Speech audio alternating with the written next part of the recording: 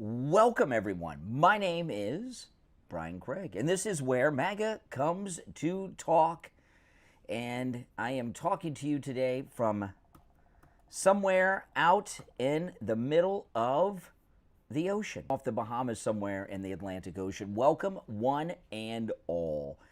Well, I got to tell you, there's a lot going on, a lot I want to cover. You know, there's a big story. Yeah, well, I want to talk about a lot of things, but one of the ones I want to start with is this. You know, the analysis that we've been getting from all of the pundits isn't really analysis when it comes to the war in Iran.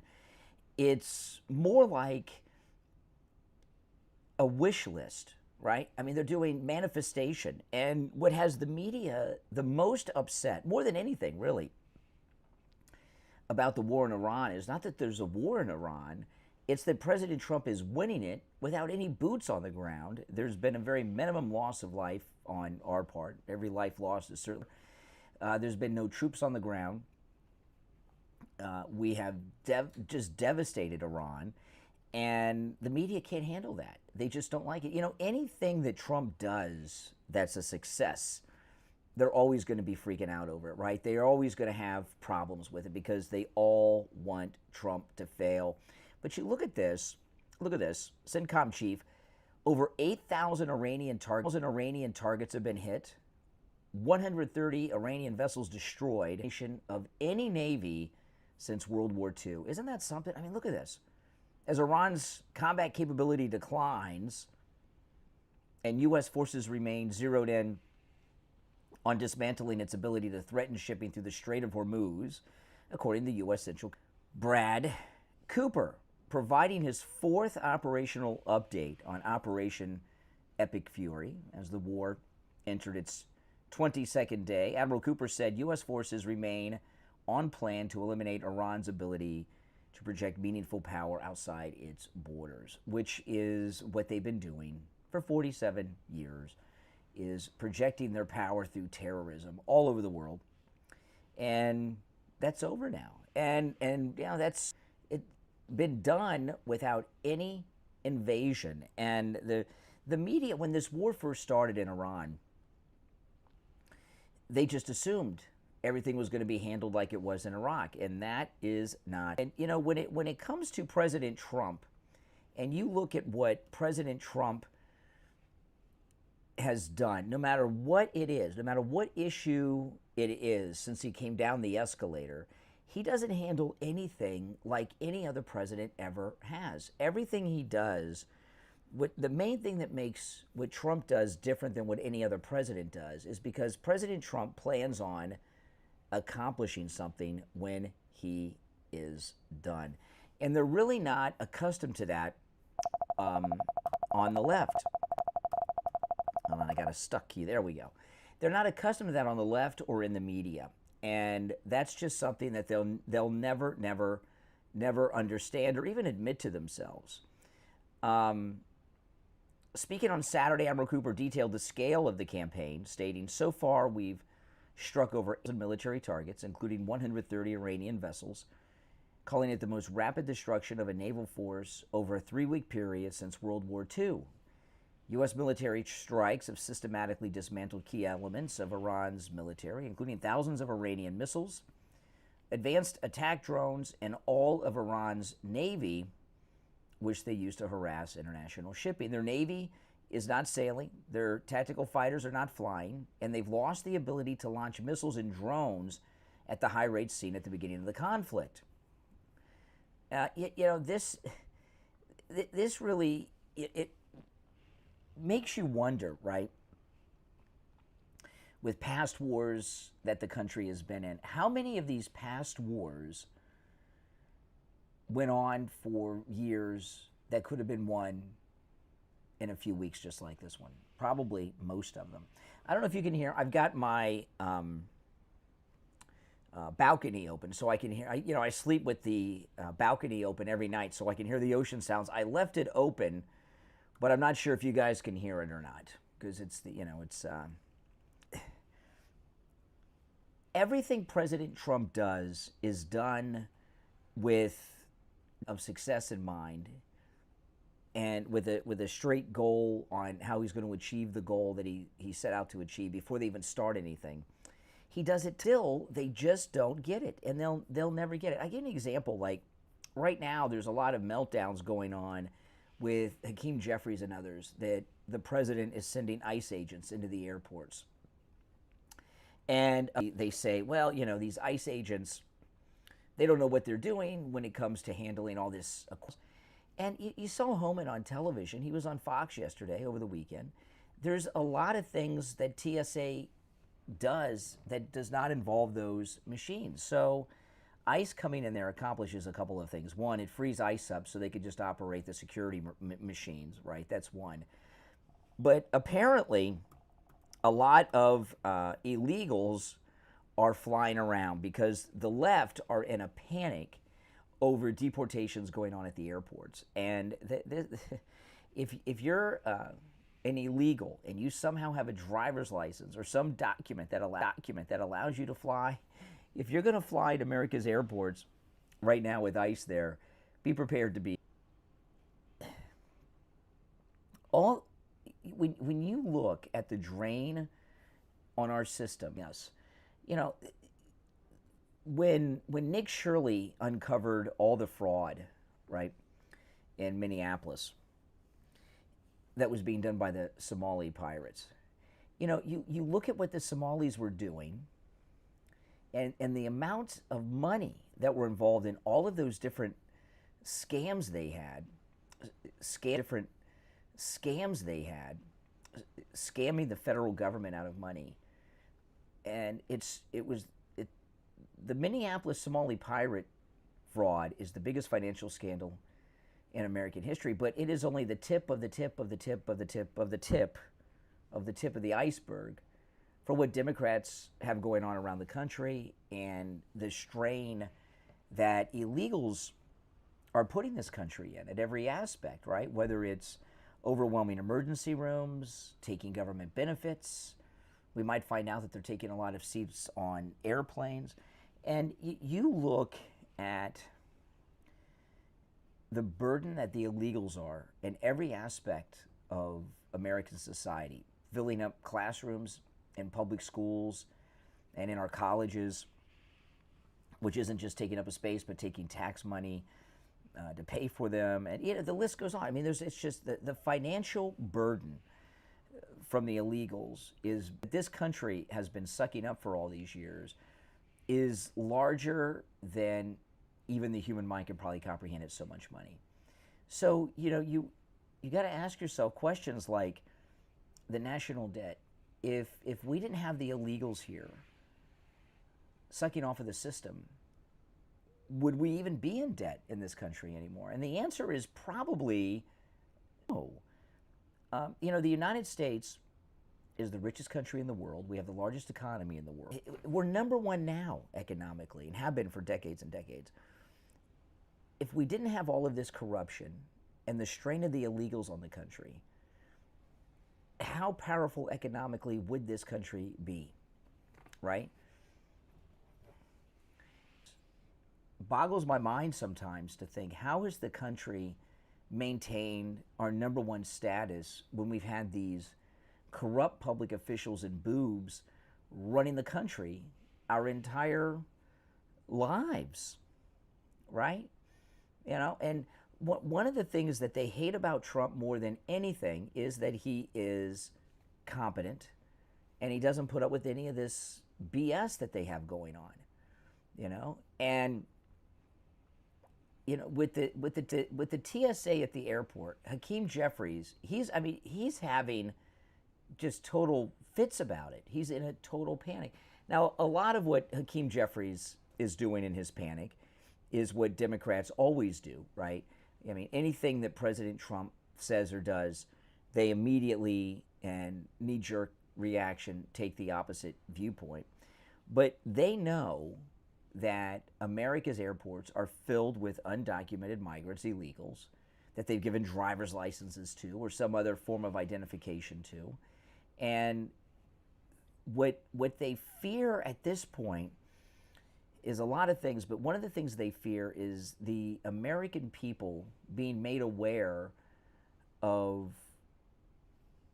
every aspect of American society, how many illegals are involved in it, whether now we're going to find out about the airports, how many airplane seats because they gave them state-issued IDs of some kind, whether it's a driver's license or an ID card, because you got to have ID to another thing that has them freaked out about this is, I mean, this is the most immediate, is that people are waiting in lines at these airports and saying, well, wait a minute, how much time did I spend in that line?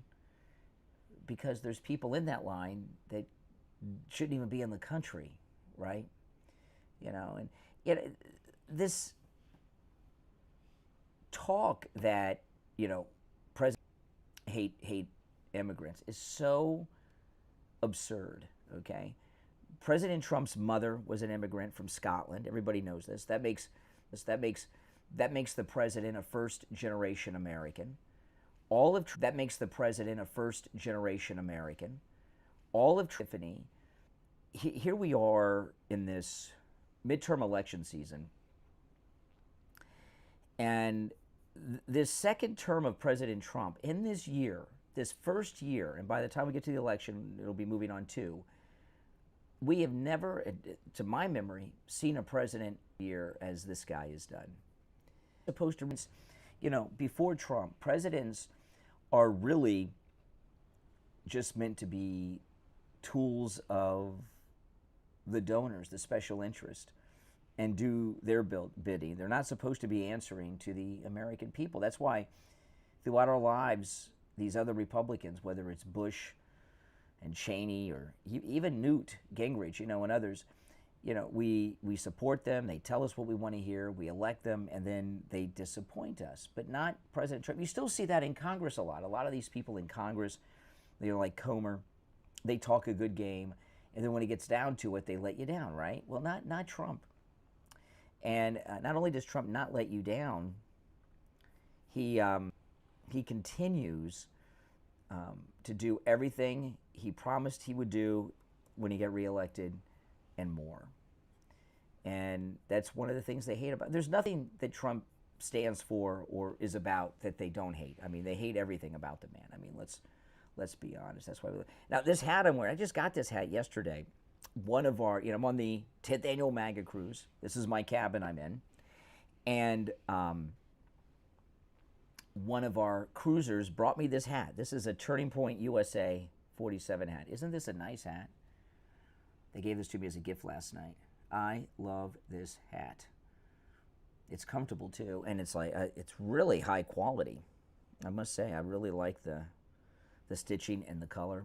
I'll get a lot of use out of this hat, I promise you. I'll be wearing this one a lot because it looks so cool. I've seen these hats, and I'm like, oh man, I'd like to have one of those. But you have to be at one of these Turning Point events to get them. You just can't get them. Yeah, it's a good one. It's a good one. And we're having a good time on the cruise. Last night was our kind of get to know each other night, where we're getting to know the group, and everybody is learning their way around the ship. But I've been on this ship. I think this is our second cruise on this ship. It's the Celebrity Beyond, and it is, my goodness, you can see my cabin here. Oh, I don't know, can you guys hear? I said, well, I don't know if it is. Maybe Pete Hegseth will blow it out of the water. We'll find out. But no, we're having a good time. And then we got a lot of, we're at sea today and tomorrow. And then the day after tomorrow, we have our first, I don't know if this is this way on all cruises or if it's just been on ours, but usually on our cruises, you have your first day you're at sea, second considered day one, right? Yesterday's day one. This is our first full cruise day. We're at sea on our first full day, and then the first day we're usually in a port of call. And then at the end of the cruise, after our ports of call, usually we have 2 days where we're just at sea for 2 days. This cruise is backwards. We've got 2 full days of being at sea, and then 3 days in a row of ports of call. And then we have 1 day at sea, and then we'll wake up and we'll be back in Miami next Sunday. So tomorrow is our Kamala Harris pub crawl. That's going to be a lot of fun. I can't wait. We got a lot of activities today too, but the Kamala pub crawl, that's tomorrow. So that's what's going on with the war. I mean, it has been won, and and what President Trump's doing now with the Strait of Hormuz, he told them if they don't sabotaging in the Straits of Hormuz, that that President Trump said he's going to blow up a power plant. And the last thing President Trump wants to do is blow. A few reasons. I mean, we've been targeting government and military. We've been targeting government and military personnel, leaders, and equipment. But once you start, the problem with that is it doesn't just cause problems for the whatever government they have left. The civilians of Iran, they start to feel that, right, if they don't have electricity, like what's going on in, we want the Iranian people on our side. So President Trump doesn't want to blow up power plants unless he really has to, because we don't want to inconvenience the regular Iranian people that we're liberating from these lunatic tyrants in Iran.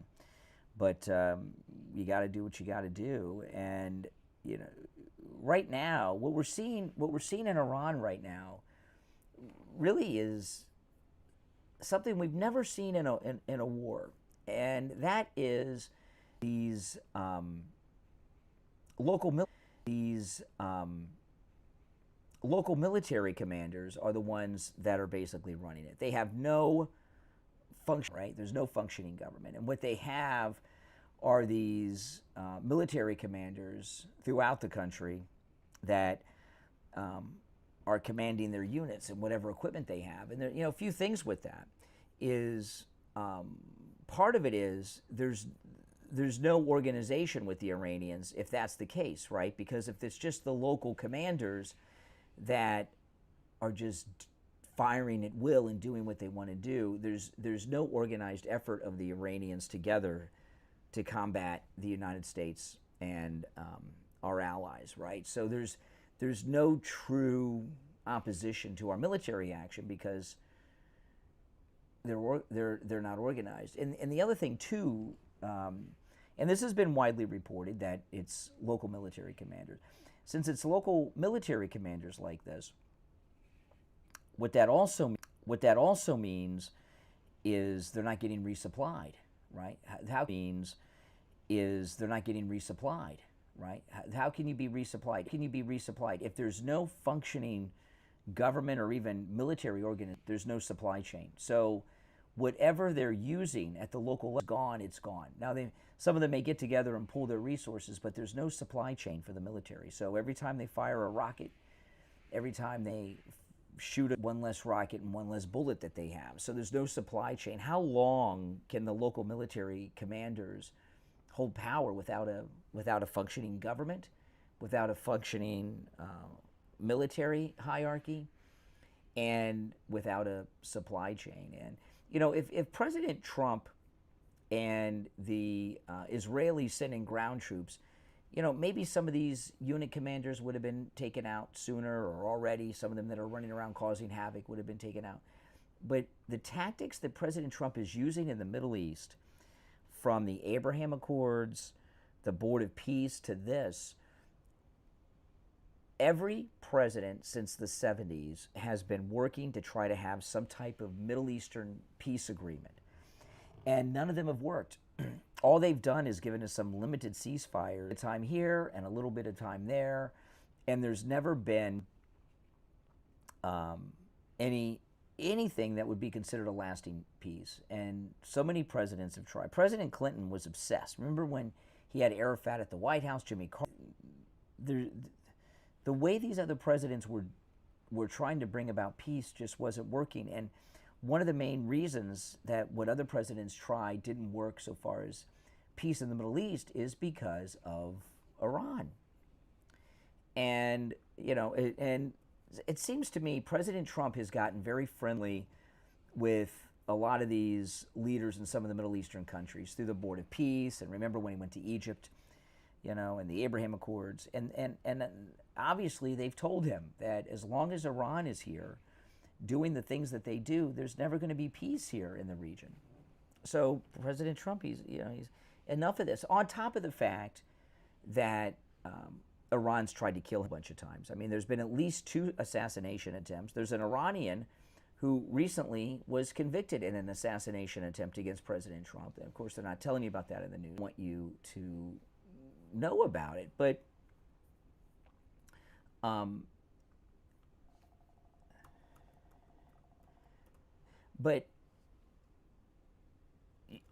remember they had all these summit meetings. Who was it? I think it was President Clinton had them come to Dayton, Ohio for negotiations. We've had so many summits in Israel. Nothing did anything until now. And if what President Trump is doing doesn't work, but it's likely to work, it's because he just looks at things in a way that other politicians don't. Other politicians, they're not competent people. Other presidents we've had, they're not competent people. They don't come to the presidency because they're competent or have any sense whatsoever of, both Bushes as an example. G.W. Bush, Bush 2, because his dad was president. The Republican establishment put him in. Bush 1, he CIA, FBI, deep state guy. They put him in. These presidents are controlled, they're handled, they're groomed. A lot of times for years and years and years before they become president. They don't become, President Trump, as an example, The Apprentice. In the first campaign, he's just a reality star, and they would call him a Kardashian because the Kardashians were big then. And they've got it backwards because, the Apprentice was started, the television show was started on the premise that Donald Trump is one of the most successful businessmen in the history of the United States, and they're going to build a show around him, and the winner of that show becomes his apprentice and get to learn how to do what he did, right? And that was the whole premise of it, because his success wasn't about him trying to achieve success. And when you're in the private sector, you've got to show results. If you don't show results, you're out of business. So someone like President Trump not only has a record of success, they have a record of great accomplishments that people can see and point to. And when you see him and his presidency in both terms, has he failed to achieve anything he set out to do? No. That doesn't mean that everything that he set out to do happened easily, because he's got a lot of opposition. But, shutting down the border. Here we are approaching a year without any illegal crossings. That is just fantastic. Who would have thought something like that was even possible? Shutting down itself. They all said it couldn't be done. And one of the things that shocked me a lot, and this may have shocked me more than anything, is other than the isolated rebellion in Minneapolis, that the deportations haven't seen much resistance in the country. And, with ICE being sent to the airports, maybe Trump's plan is there's so many illegals that are flying. When they see that ICE are at the airports, they won't show up, and that'll cut down the lines. But this is another great thing, because President Trump, in his first term, because he was new to be an elected official and all of that,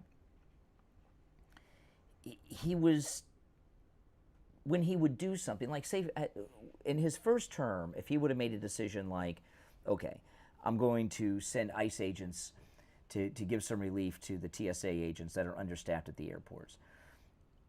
He wouldn't just say it, he would mention it in a press conference, and then he would try to sell it through a series of press conferences, and then he would try to sell it through a series of press conferences and arguments with Jim Acosta and people like that.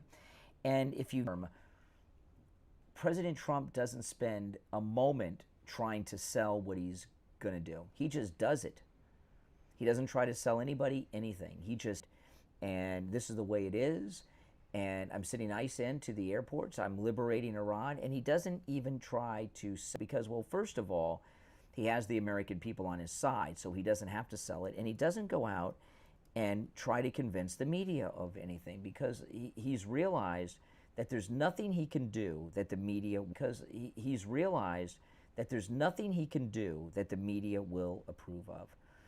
And, you know, there's a bunch of new polls out that I was reading this morning on the military operation in Iran, and it is incredibly popular, what's going on in Iran, and but by the, not just MAGA Republicans, but by the as a whole. And usually when there's a military action like this, none of them ever just happen. Not any on this scale. There's always a buildup, and sometimes it takes 6 months or close to a year, like Desert Storm in 1991. It seemed like it took a year because there was a mass military buildup in Saudi Arabia, if you remember, of ground forces from the coalition. And during all of those months, there's endless debate and analysis. And with this Operation Iran, President Trump just went in and did it. And that's why the victory has been so swift. That's why Iran has been neutralized so fast, because they didn't have 6 months to prepare. It just happened. Now, they should have known, because we had a fleet group on their north, a fleet group on their south, but they're so arrogant that they didn't think that the United States would do what it said. And can you blame them? Why should they think we would do anything we said? Because we hadn't done it before, right? So why should they? Why should they do? But they know now. It's similar to what happened with Al-Qaeda after 9/11. You know, Al-Qaeda had attacked America before the first time, the embassies in Africa. And there really was no U.S. response. And they escalated to 9/11 because they figured, well, the Americans aren't going to do anything. They're not going to respond. And we've attacked them all these times. And they fire a few rockets here, a few rockets there. And there's nobody even at those locations, at least no one we care about where the rockets hit. So we'll just keep amping it up. And boy, did they learn, didn't they? Yeah, that's right, they learned. And that's right. FAFO.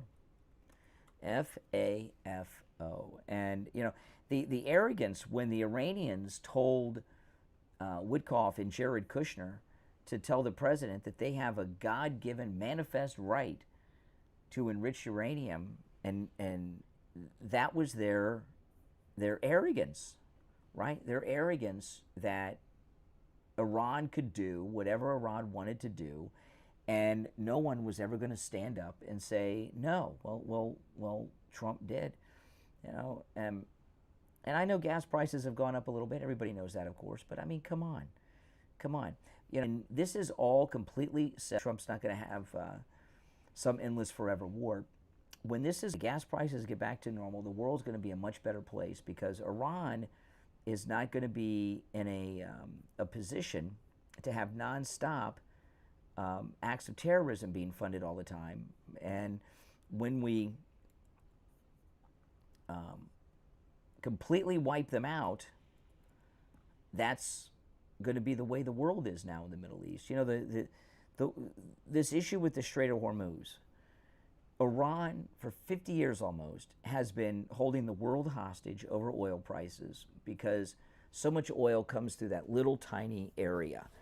And President Trump, what's going to end up happening with the Strait of Hormuz is President Trump, with his coalition, is going to take over that area and turn it into an international control zone where the United States in a coalition of nations that we operate the Strait of Hormuz, and it'll be a peaceful place, and the flow of oil will never be threatened again, like we're being threatened now all the time by Iran. And one of the things with this country, their hatred of President Trump, it knows no boundaries whatsoever. And the president told us that on 2 occasions to assassinate him, and they don't care. They deny that it's true because it doesn't fit their narrative, so they have to pretend that there's no assassination attempts. But the main thing is they just don't care because they hate him, and they don't care that Iran is out there trying to assassinate a president of the United States. That alone is reason enough to go to war with him. If Iran did nothing but just that, which is pretty big, that would justify this military action. Welcome everyone. My name is Brian, and this, of course, is where MAGA comes to talk. I'm in my cabin on our 10th annual MAGA cruise, listening to the ocean sounds with this ear right here. I wish you guys could hear it. Next year, come on the next cruise. You should. You'll have a great time. We're having a great time, I tell you. I really am. These cruises are just absolutely amazing. I'm very excited about. Just hold on 1 second here.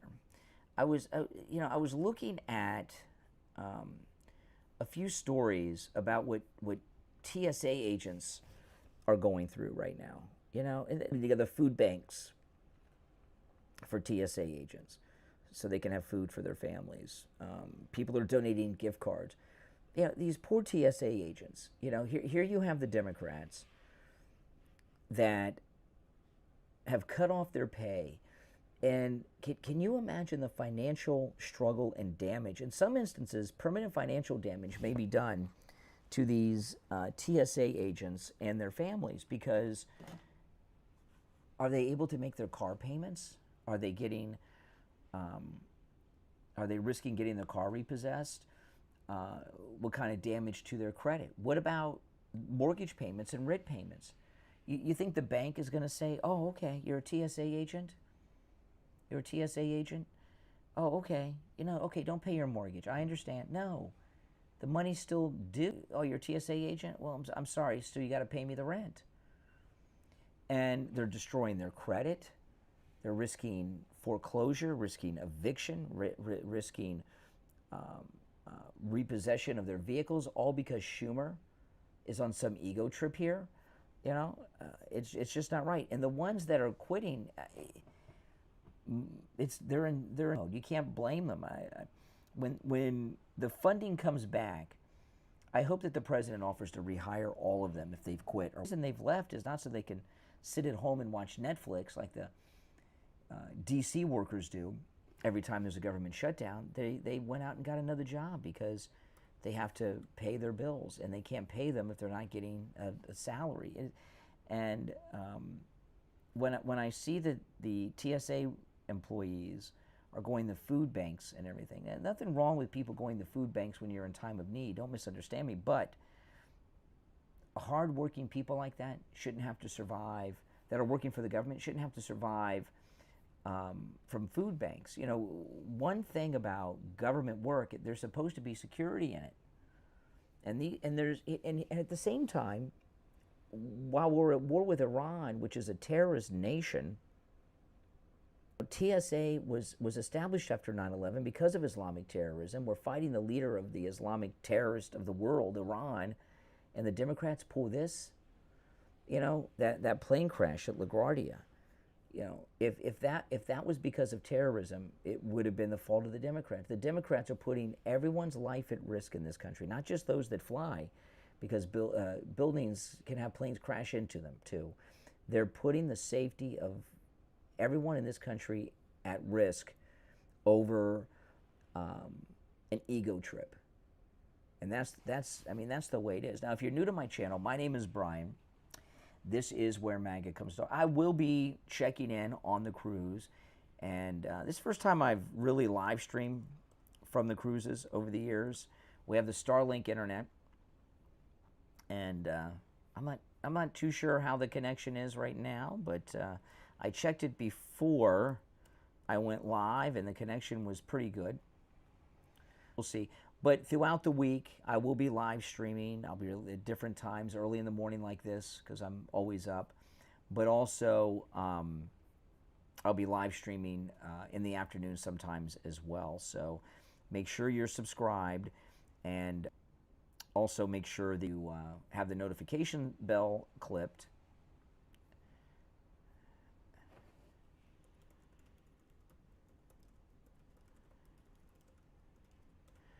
Mike, the board up at the radio station, he asked me if he wanted me to switch him over to the radio, and I said, not today, maybe another day. We'll just be here today. A couple of things I wanted to share with you. Hold on a second, let me pull this up. This is one of them.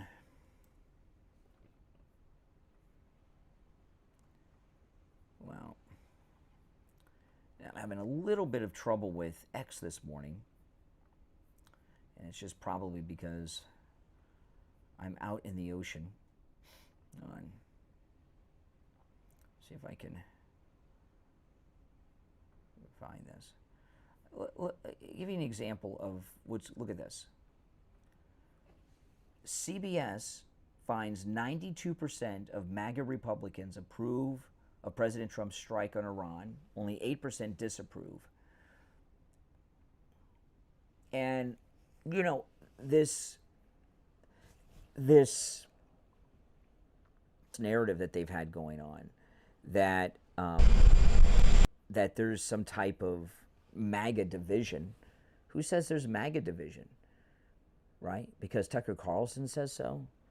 Because Megyn Kelly or Prejean say so? There's no MAGA division. And this is the second network poll. The poll last week that showed 100% of MAGA support President Trump, that was an NBC poll.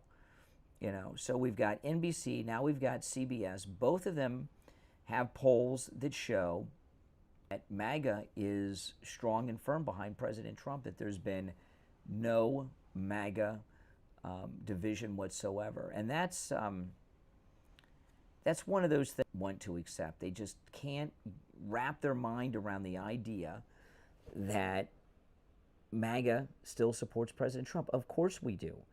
Why would we not support President Trump? He's doing everything we elected him to do and more. Yeah, this is my cabin.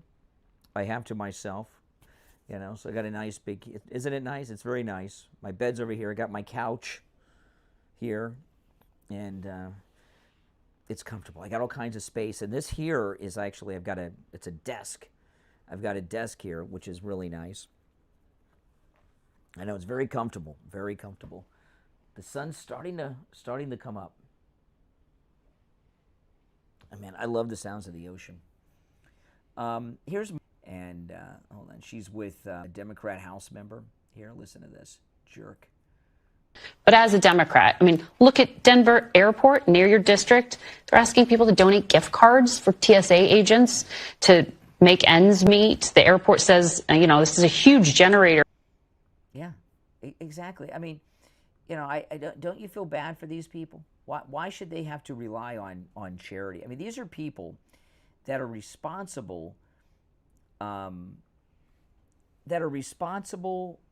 for the security of our airplanes. After 9/11, there was all this, you know, never forget and all this stuff. It seems like they've forgotten. You know, when you think about how frightening 9/11 was, you know, remember there were some people who had found out about the other hijackings and crashes, and their plane had gotten hijacked, and they knew what was coming. It was such a terrifying day. And the discussion was, how did these guys get on air? Was this allowed? So Homeland Security was formed, TSA was formed, and here we are, fighting the Islamic terrorists in Iran, and the Democrats it is a miracle that there has not been a problem. You know, and the poor TSA agents who are still defending us and doing a darn good job through very trying circumstances have to depend on charity. Here is the Treasury Secretary on Meet the Press yesterday. Celebrate the death of an American citizen, someone who's a Bronze Star, Purple Heart recipient and who served in Vietnam? Kristen, I was with the president in the green room at Davos, and there was a video playing of the... Oh, I may not play the rest of it. Hold on, we'll see. This morning. Of course, it was working fine before I went live, but as soon as I started live streaming, I started having problems with...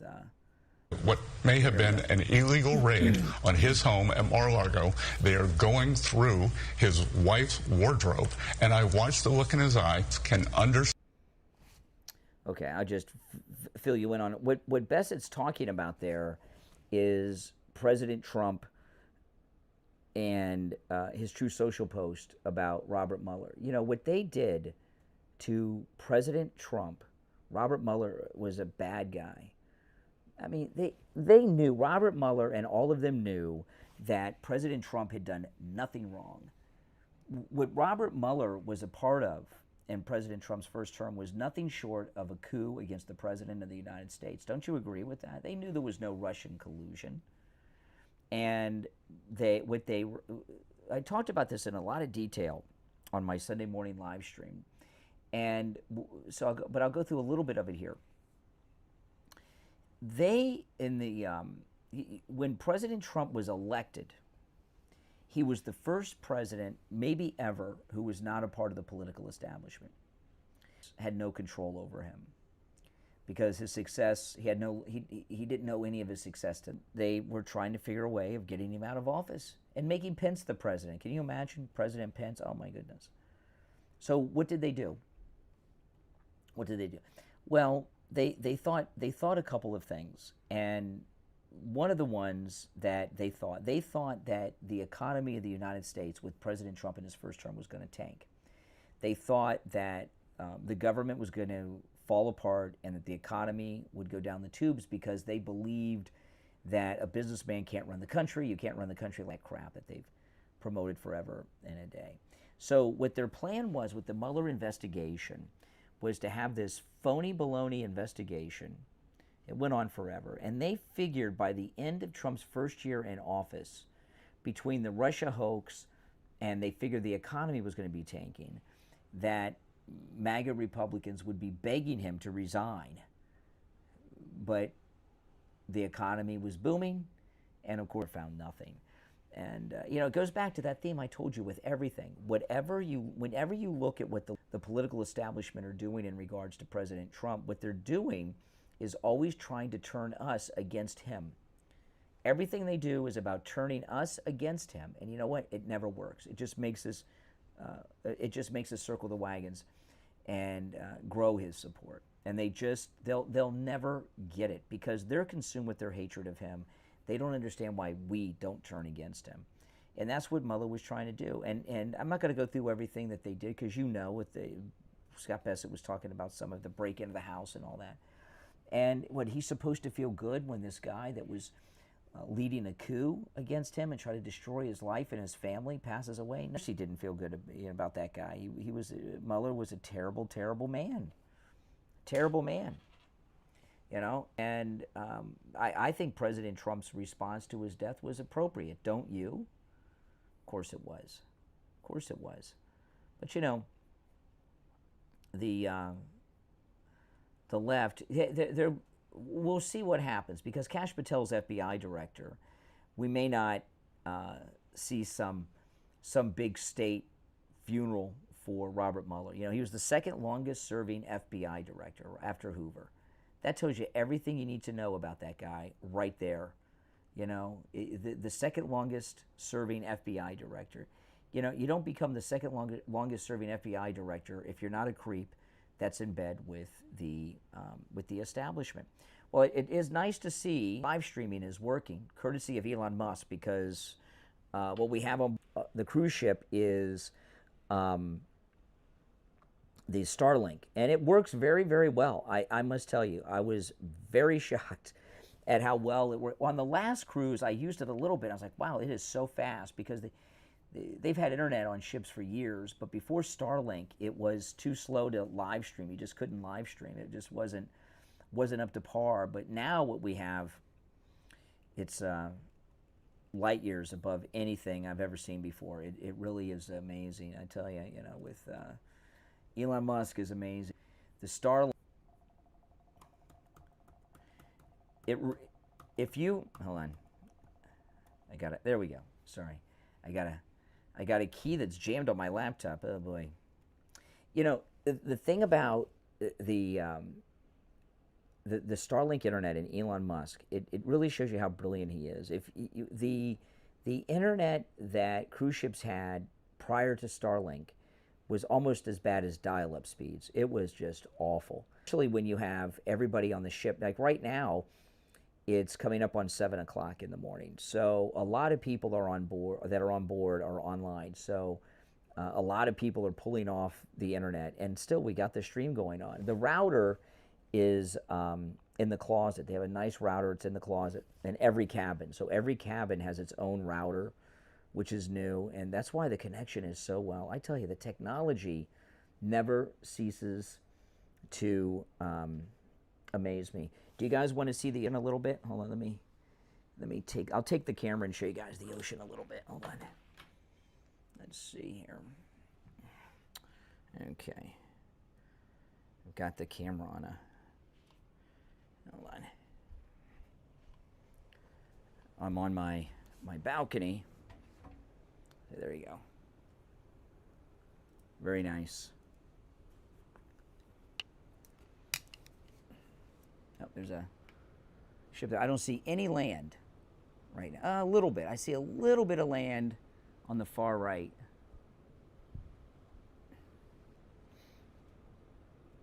Yeah, the seas are really smooth, and it's cool out.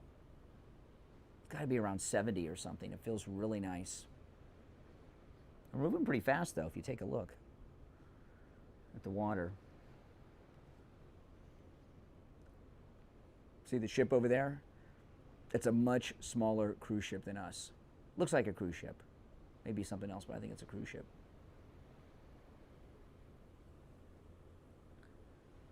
And then I see a tanker or a freighter on the left.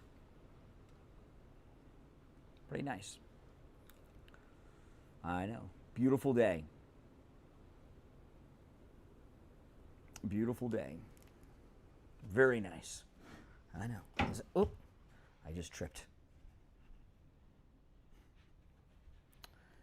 Okay. Hold on, guys. Got to put the camera back over here.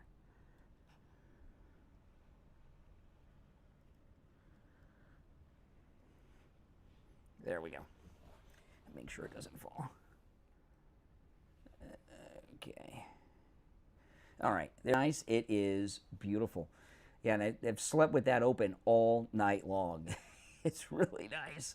When I'm done here, I'll go and get some coffee, and then I'll probably go sit on deck and have some coffee, and go through the news a little bit more. I haven't had any coffee today. Usually, I've had all my coffee by now, so maybe I'll detox off of coffee a little bit when we get back.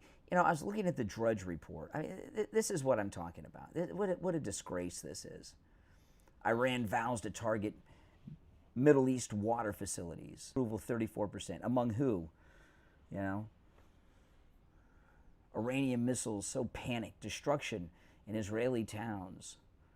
Slovenia limits fuel purchases as pumps run dry. It's all negative on everything. And it's crazy about this with the Drudge Report is the Drudge Report used to be where you would go for news and information. And now you look at the Drudge Report and it's just trash.